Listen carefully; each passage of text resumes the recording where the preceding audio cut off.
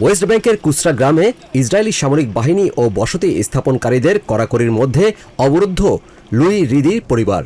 এক সপ্তাহেরও বেশি সময় ধরে অবরুদ্ধ থাকার পর বুধবার প্রথম পরিবারটির নারী ও শিশু সদস্যদের বাড়ির বাইরে মুক্ত আকাশে ঘুরতে দেখা যায়। এদিন ইসরায়েলি সামরিক বাহিনী আইডিএফের টহল সদস্যদের সাথে বাড়ির চারপাশে ঘুরে দেখেন তারা। নিজেদের সম্পত্তি রক্ষা ও পরিবারের পাশে দাঁড়াতে দুদিন আগেই আমেরিকা থেকে বাড়ি ফিরেছেন পরিবারটির সদস্য প্যালেস্টিনিয়ান আমেরিকান লুই রিদি। বর্তমানে বাড়িটির পাশেই ছাউনি গেড়ে পাহারা দিচ্ছে আইডিএফ সেনারা, যার অদূরেই অবস্থান নিয়েছে ইসরায়েলি উগ্র বসতি স্থাপনকারীরা।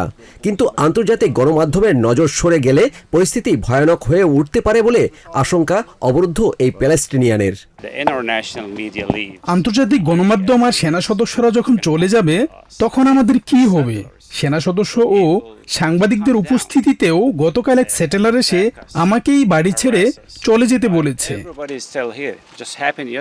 লুই রিদি বলেন, গণমাধ্যমের দৃষ্টি সরে গেলে পরিস্থিতি কি দাঁড়াবে সেটাই এখন বড় প্রশ্ন।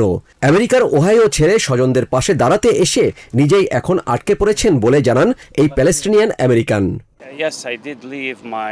আমেরিকায় আমার স্ত্রী সন্তানদের রেখে এবং ব্যবসা ফেলে এখানে এসেছি।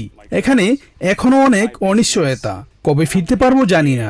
আমেরিকান দূতাবাসের এক প্রতিনিধিকে আমি নিজেই সরাসরি জানিয়েছি, কিন্তু কখন কিভাবে আমাদের জন্য সহায়তা আসবে সে ব্যাপারে কোনো নিশ্চয়তা পাইনি।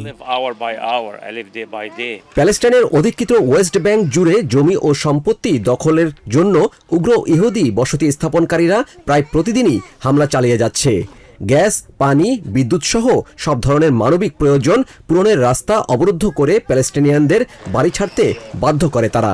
কুসরার এই পরিবারের সদস্যদের আমেরিকান নাগরিকত্ব থাকায় হয়তো পরিবারটি এখনও টিকে আছে, কিন্তু এই অবরুদ্ধ পরিস্থিতির শেষ পরিণতি কি তা এখনও কেউ জানে না। Yusuf Khaled, TVN24 news desk.